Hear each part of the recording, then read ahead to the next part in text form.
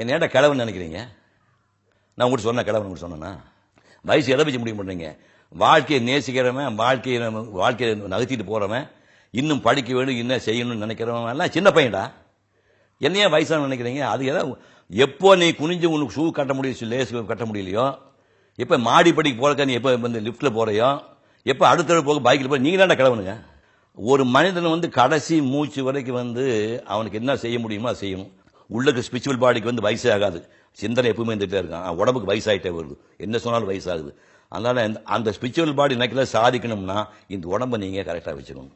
உன் சரீரத்துக்கு வந்து காலையில வெறுவத்தோட போறேன், 10 மணிக்கு காலை டிஃபன் சாப்பிட்றேன், மத்தியானம் சாப்பிட 4 மணிக்கு சாப்பிட்றேன், நைட்டு பண்ணு, இதை விட அயோக்கியம் பண்ண முடியுமா நீங்க?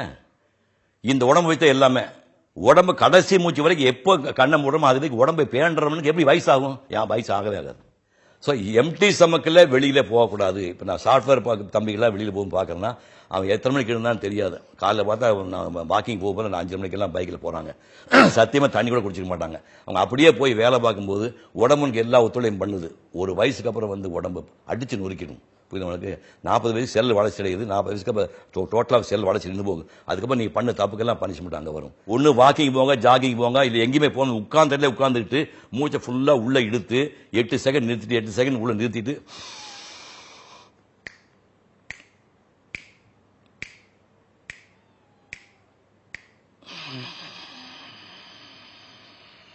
அப்படி வந்து உள்ள இழுத்து நிறுத்தி ஒரு 8 செகண்ட் நிறுத்தி விட்டீங்கன்னா அப்படி 100 தடவை நீங்க பண்ணீங்கன்னா இன்னைக்கு நீங்க எழுதி போய் சுவாசிக்கவே வேண்டாம், அது உள்ளே கிடைக்குது. இந்த காற்று தான் ஒரு நாளைக்கு போற உன்னை காப்பாத்து. இதை நீங்க பண்ணுங்க, இதை செய்யுங்க. அதிகாலை சுத்தமான காற்றை சுவாசிங்க. கண்டிப்பா வந்து 8 டம்ளர் தண்ணி குடிங்க. எம்டி சமையல் வெளியே போகாதீங்க. வேலைக்கு சாப்பிடுங்க. 7 மணி நேரம் தூங்க. இதை மட்டும் பண்ணீங்கன்னா உங்களுக்கு கண்டிப்பா ஆயுள் கூடும்.